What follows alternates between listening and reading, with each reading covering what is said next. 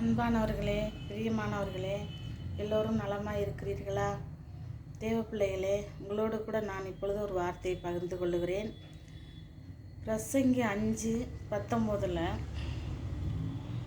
தேவன் ஐஸ்வர்யத்தையும் சம்பத்தையும் எவனுக்கு கொடுத்திருக்கிறாரோ, தேவன் ஐஸ்வர்யத்தையும் சம்பத்தையும் எவனுக்கு கொடுத்திருக்கிறாரோ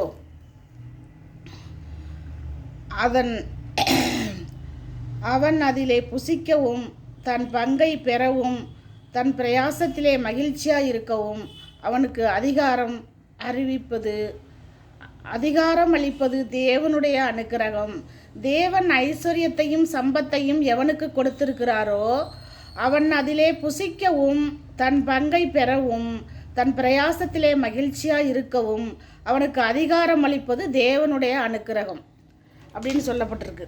பிரசங்கி சொல்லியிருக்காரு. இங்கே பிரசங்கி சாலமோன் தான் எழுதியிருக்காரு. எல்லாம் மாயைன்னு இருக்கும். பிரசங்கியில் படிச்சிங்கன்னா எல்லாம் மாயைன்னு இருக்கிறப்ப பிரசங்கி 5:19 அப்படி சொல்லியிருக்காரு. தேவன் ஐஸ்வர்யத்தையும் சம்பத்தையும் எல்லாவற்றையும் யாருக்கு கொடுத்துருக்காரு? எல்லாவற்றையும் கொடுத்துருக்காரு. ஐஸ்வர்யவானுக்கு கொடுத்துருக்காரு. எல்லாவற்றிலும் சிலருக்கு நிறைய எல்லா பொருளும் இருக்கும். கார் இருக்கும், பங்களா இருக்கும், எல்லாம் இருக்கும், சொத்து இருக்கும், சுகம் இருக்கும், கம்பெனி இருக்கும், 4-5 கம்பெனி நிறைய எல்லாம் வச்சுருப்பாங்க.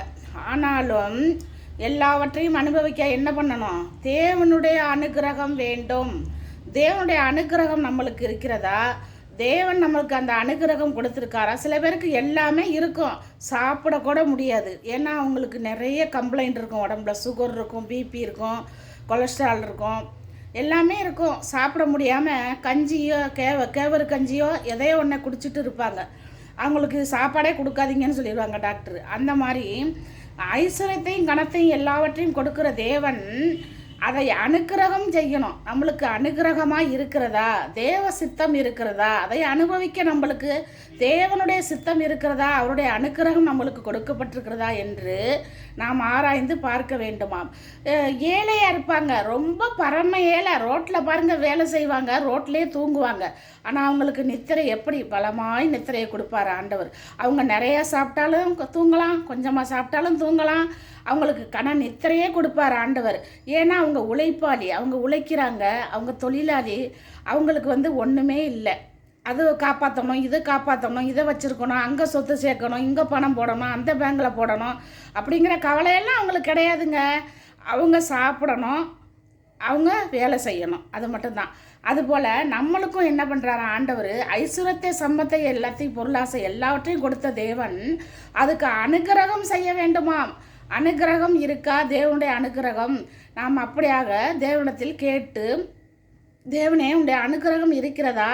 உன்னுடைய செயல் எங்கள் மீது நீ கொடுத்த எல்லா சம்பத்துக்காகவும் நன்றி. இதில் அனுக்கிரகம் இருக்கிறதா? நாங்கள் அனுபவிக்க எங்களுக்கு இதில் உடன்பாடு இருக்கிறதா என்று கேட்டு தேவனிடத்திலே பெற்றுக்கொள்ளுங்கள், அனுபவியுங்கள். பேராசை வேண்டாம். ஆசை உண்டாகலாம், ஆனால் பேராசை இல்லாத பொருளும் எல்லாம் நம்மளுக்கு பொருளோ பணமோ எதுவுமே நம்மளுக்கு இருக்கப்படும். பேராசைப்பட்டு நிறைய சேர்த்து அதை வீணாக்கி விட வேண்டாம்.